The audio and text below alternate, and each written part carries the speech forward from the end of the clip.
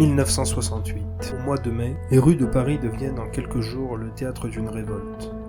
Issus de mouvements d'étudiants, des groupes de jeunes, puis de syndicats et d'ouvriers rejoignent les contestations. Leurs protestations concernent l'autoritarisme, sous diverses formes. L'impérialisme américain au Vietnam, la société de consommation, le gaullisme et l'ensemble des problèmes présents dans l'enseignement supérieur. La protestation évolue ensuite vers une période de paralysie, due aux grèves d'environ 10 millions de Français. Ce contexte de malaise présent dans la rue finit par gagner le milieu hospitalier.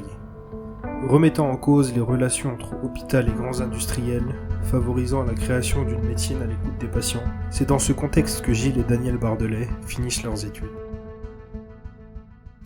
Le problème auquel on est confronté quand on a 20 ans en mai 68, 21 ans même peut-être, pour ce qui me concerne, c'est qu'on a un grand malaise que beaucoup ont dû rencontrer, un malaise entre ce qu'on voit, ce qu'on apprend à l'hôpital et ce qu'il nous semble être nécessaire pour exercer bien le métier en ville, à la campagne, auprès des gens, en soins primaires. Ensuite, le deuxième malaise, si on fouille un tout petit peu, ça a été le vrai été pour moi, je me suis assez rapidement rendu compte qu'il y avait quelque chose qui était bizarre sur les relations entre le monde médical de l'hôpital et les industriels. Par exemple, c'est les industriels qui payaient les pots, les industriels qui étaient toujours présents dans les services, etc.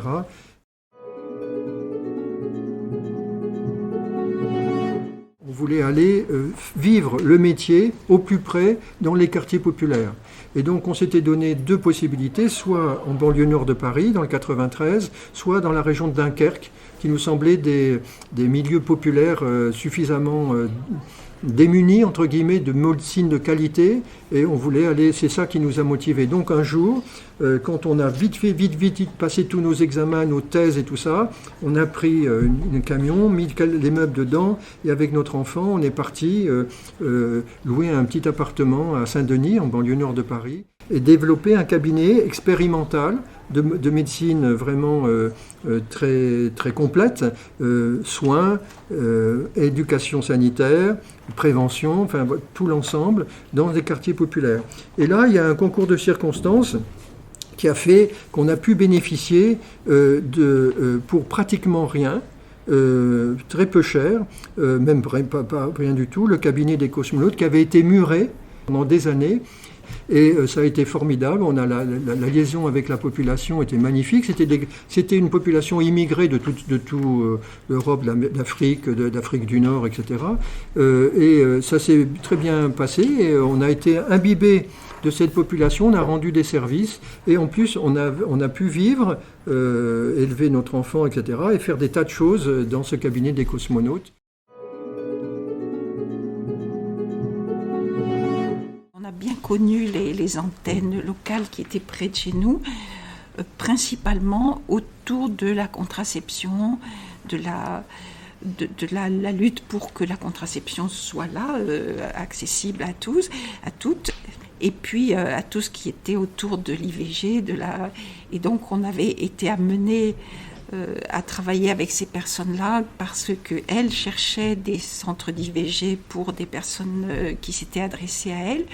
Également avec le planning familial, tout ça était très connecté chez nous. Bon, c'est peut-être différent dans certaines régions, mais il y avait vraiment un travail complémentaire où on servait de transmission entre les besoins exprimés par le MLAC, par le planning, et les médecins qui pratiquaient les IVG. C'était beaucoup autour de ça. Et autrement, on a pu peut-être diffuser leur matériel, des choses comme ça, mais on n'a pas fait partie, moi, j'ai pas fait partie directement, j'étais plus en collaboration. En avril 1975, le SMG, ou Syndicat de médecine générale, voit le jour. Il est issu d'une réflexion datant de l'année précédente entre un petit groupe de médecins généralistes, dont Gilles Bardelet et Jean-Daniel Reynord. Le but premier du syndicat est bien entendu de mettre en place une médecine générale de qualité, au service de la population. Bon nombre de médecins ne se reconnaissent plus dans la médecine inégalitaire pratiquée à la chaîne et sous la coupe de grands groupes pharmaceutiques. Une charte est alors publiée par le collectif provisoire du SMG à Rouen, le 16 mars 1975. Cette charte met le patient, la qualité des soins, ainsi qu'une formation adaptée aux besoins au centre de la pratique. Le congrès constitutif de Besançon les 19 et 20 avril 1975 officialise la création du SMG. Quelques jours après la naissance du SMG, une revue est créée par quelques membres du syndicat. Il s'agit de Pratique ou les cahiers de la médecine utopique. Le syndicat de la médecine générale prend de l'ampleur en parallèle de la revue. Les deux sont étroitement liés dans leurs actions. L'objectif de cette revue était d'informer les lecteurs sur les différents enjeux médicaux. Ainsi, une lutte contre la publicité mensongère s'engage. Les nouveaux médicaments mis sur le marché par l'industrie pharmaceutique sont jugés par la revue selon son utilité réelle. Elle parvient à atteindre de nombreux milieux et influence les mœurs du monde médical de l'époque. Après 4 ans d'action au sein du syndicat, dans la commission médicaments et comme rédacteur de la revue, les Bardelais cultivent la volonté de créer une autre revue. Cette proposition est mise au débat le 5 juin 1979. La commission exécutive du SMG refuse. Gilles et Daniel Bardelais décident alors de quitter le syndicat et Pratique pour créer leur propre revue de formation indépendante.